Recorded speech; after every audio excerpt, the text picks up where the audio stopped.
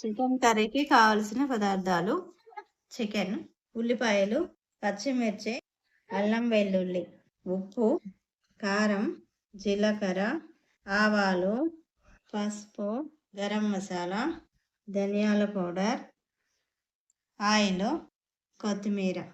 Chicken curry ఎలా ఉండాలో చూద్దాం. బాండి పెట్టుకున్నా, నేను బాండి వేడెక్కింది. తగినంత ఆయిల్ పోసుకోవాలి.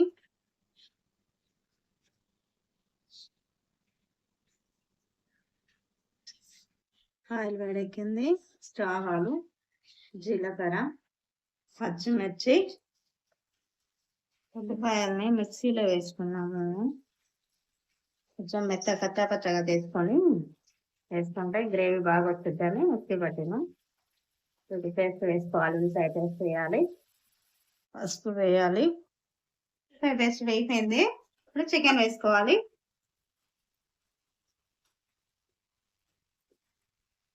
కలుపుకోవాలి, బాగా కలుపుకోవాలి. కలిపాక అల్లం పేస్ట్ వేయాలి. అల్లం పేస్ట్ వేయాలి. వేసి బాగా కలుపుకొని 5 నిమిషాల సేపు మగ్గనియాలి. కలుపుతూ ఉండాలి అప్పుడప్పుడు, లేదంటే అడుగంటుంది. 2 చెంచాల ధనియాల పౌడర్ వేసుకోవాలి. ఇలా మగ్గిపోవాలి, బాగా మగ్గిపోవాలి. 80% వరకు ఉడికిపోవాలి. ముక్క ఉంది కదా, ముక్కని ఇట్లా అంటే నలిగిపోవాలి. 2 ముక్కలు అవ్వాలి, అంటే 2 ముక్కలు అవ్వాలి. ఇప్పుడు కారం వేసుకోవాలి. ఉప్పు కారం వేయాలి. చికెన్ బట్టి తగినంత కారం వేసుకోవాలి. తగినంత ఉప్పు వేసుకోవాలి.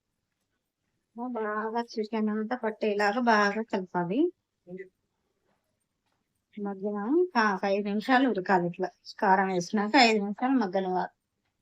నేను వాటర్ ఏం పోయలేదు, దాంట్లో వచ్చింది గ్రేవీని. ఇది ఉల్లిపాయ పేస్ట్ వేసినాం కదా, దాని గ్రేవీనే. నేను నీళ్ళు ఏం పోయలేదు. మసాలా వేయాలి. కూర ఉడుకుంది. ఇప్పుడు చివరిగా కొత్తిమీర వేసుకోవాలి. కొత్తిమీర చికెన్ కూర రెడీ అయింది.